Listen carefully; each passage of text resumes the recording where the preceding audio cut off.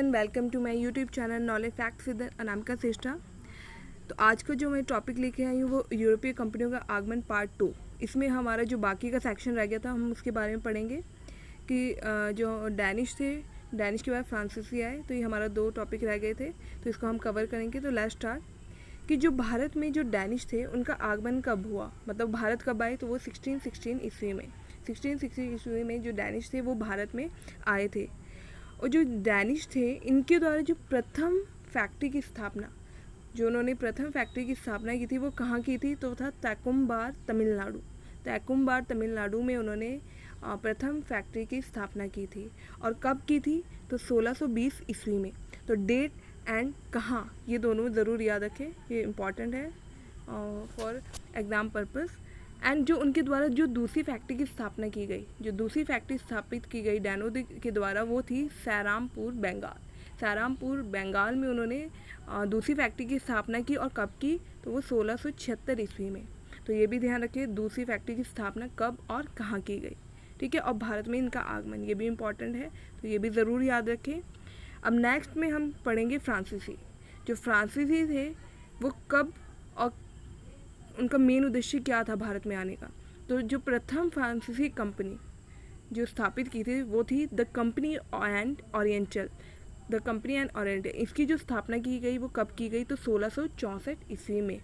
1664 ईस्वी में प्रथम फ्रांसीसी कंपनी की स्थापना हुई। तो इम्पॉर्टेंट है, इसको ध्यान रखें।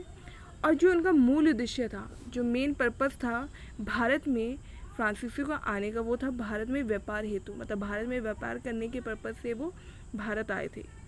नेक्स्ट पॉइंट देखिए कि भारत में फ्रांसीसियों की पहली कोठी, ये इंपॉर्टेंट है कि उन्होंने जो पहली कोठी या पहली फैक्ट्री की जो स्थापना की थी वो कहाँ और कब की थी, तो फ्रैंको कोर के द्वारा ये स्थापित की गई थी, ठीक है। और कब और कहाँ की गई थी, तो ये की गई थी 1668 ईस्वी में सूरत में, ठीक है। तो ये ध्यान रखिए कि कब और किसके द्वारा और कहाँ की गई, ठीक है।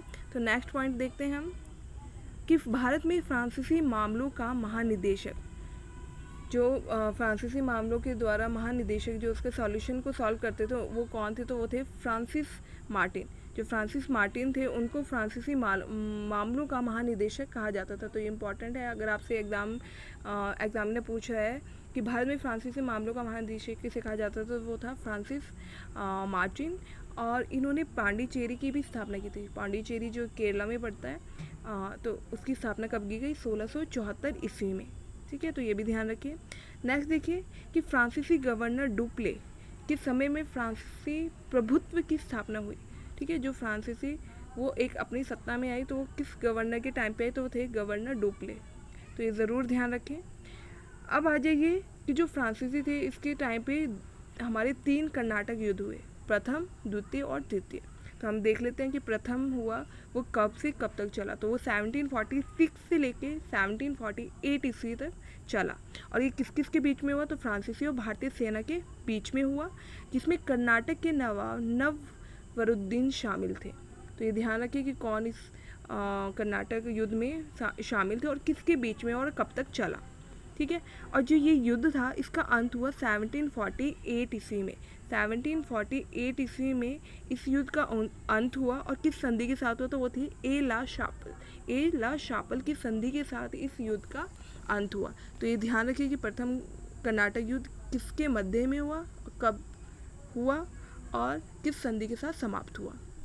अब नेक्स्ट देखते हैं द्वितीय कर्नाटक युद्ध। जो द्वितीय कर्नाटक युद्ध था वो 1749 टू 1758 ईस्वी तक चला। तो ध्यान रखिए कि पहला कब हुआ और सेकंड कब हुआ। अब इसमें ध्यान रखिए कि जो ये युद्ध था इसमें जो फ्रांसीसी थे इनकी हार हुई और तथा डुप्ले को वापस बुला लिया। जो डुप्ले थे हमने यहाँ पे पढ़ा कि वो फ्रांसीसी प्रभुत्व की स्थापना में गवर्नर थे उसके समय में। तो इनके जो फ्रांसीसी की हार हुई तो डुप्ले को वापस बुला लिया गया। और घेड़ू एक व्यक्ति था जिसको वापस भेजा गया। और इस युद्ध में 1755 में पौंडीचेरी की संधि के साथ ये समाप्त हुआ। कब और किस संधि के साथ समाप्त हुआ, तो ये ज़रूर ध्यान रखिए 1755 में पौंडीचेरी की संधि के साथ ये समाप्त हुआ।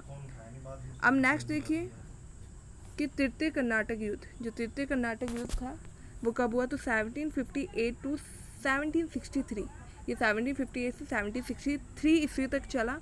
और किसके मध्य में हुआ था? तो ये हुआ था अंग्रेजों और फ्रांसीसियों के मध्य में, उनके बीच में हुआ। और कब हुआ? तो 1760। तो डेट याद रखिए और किसके बीच में हुआ। और वांडीवाश की लड़ाई इसमें हुई, ठीक है। 1760 में वांडीवाश की लड़ाई हुई, वो तृतीय कर्नाटक युद्ध के दौरान हुई। और 1761 में फ्रांसीसियों के हाथ से पौंडीचेरी छीन लिया गया। मतलब फ्रांसीसियों के हाथ में पहले पौंडीचेरी था, बट उसको 1761 में छीन लिया गया। और 1763 में पेरिस की संधि में चंद्रनगर छोड़कर सभी प्रदेश लौटा दिए गए, ठीक है। और जो पेरिस की संधि हुई उसमें जो जितने भी जो प्रदेश थे वहाँ पे वो लौटा दिए गए। किसके अलावा? बस चंद्रनगर एक ऐसा शहर था जो फ्रांसीसी के पास रहा, बट उसके अलावा जितने भी प्रदेश रहे वो सारे लौटा दिए गए। तो यहाँ पे हमारे फ्रांसीसी और डैनिश ये दोनों टॉपिक कंप्लीट हो गया। अब हमने जो कंपनियां पढ़ी थी उसको एक बार हम दोबारा रिवाइज कर लेते हैं, और ईयर कि कब स्थापित हुई, क्योंकि ये इंपॉर्टेंट है, ये पूछा जाता है। तो सबसे पहले देख लीजिए कि पुर्तगाली ईस्ट इंडिया कंपनी, जो सबसे पहले आपको पता है कि जो भारत में यूरोपीय कंपनी आई थी उसमें सबसे पहले पुर्तगाली आई। तो उन्होंने जो ईस्ट इंडिया कंपनी की स्थापना की थी वो कब की थी? तो 1498 में। तो ज़रूर ध्यान रखिए कि पुर्तगाली ने भारत में जो ईस्ट इंडिया की कंपनी की स्थापना की वो कब की? तो 1498 में। उसके बाद हमने पढ़ा था कि पुर्तगाली के बाद अंग्रेज आए। तो जो अंग्रेज ईस्ट इंडिया कंपनी थी इसकी स्थापना हुई 1600 ईस्वी में। तो ये ध्यान रखिए कि जो अंग्रेज इंडिया कंपनी है उसकी स्थापना 1600 ईस्वी में की। फिर हमने पढ़ा था कि जो अंग्रेज थे उसके बाद डच आए। तो डच ईस्ट इंडिया कंपनी उसकी स्थापना फिर 2 ईयर बाद हुई, 2 ईयर्स आफ्टर, दैट इज 1602 में डच ईस्ट इंडिया कंपनी की स्थापना हुई। फिर हमने पढ़ा था कि जो डच है उसके बाद डैनिश आए। तो डैनिश ईस्ट इंडिया कंपनी की स्थापना 1616 ईस्वी में हुई, ठीक है। एंड देन डैनिश के बाद हमने पढ़ा कि फ्रांसीसी आए। तो फ्रांसीसी ईस्ट इंडिया कंपनी की स्थापना कब हुई? 1664 में। एंड देन फ्रांसीसी और स्वीडिश आए, तो इनकी स्थापना हुई थी 1731 में। तो ये एग्जाम पर्पज़ से बहुत इंपॉर्टेंट है, आप ज़रूर ध्यान रखिए कि जो ईस्ट इंडिया कंपनी सब में सेम है, बट आपको ये ध्यान रखना है कि जो पुर्तगाली ईस्ट इंडिया कंपनी थी वो कब, उसकी स्थापना कब हुई, अंग्रेज ईस्ट इंडिया कंपनी की स्थापना कब हुई, डैनिश ईस्ट इंडिया। तो ये ईयर ज़रूर ध्यान रखें, ये बहुत इंपॉर्टेंट है एग्जाम पर्पज़ से। तो यहाँ पर हमारा आज का टॉपिक कंप्लीट होता है, पार्ट 2 यूरोपीय कंपनियों का आगमन। आई होप कि आपने फर्स्ट वीडियो भी देख ली होगी, अगर नहीं देखी है तो ज़रूर देखें। एंड यहाँ पे सेकंड वीडियो भी हमारी कंप्लीट हो चुकी है। आई होप कि आपको टॉपिक क्लियर हो गया होगा। अगर कोई भी आपको डाउट लगता है तो आप मुझे इनबॉक्स में मैसेज कर सकते हो। And thank you.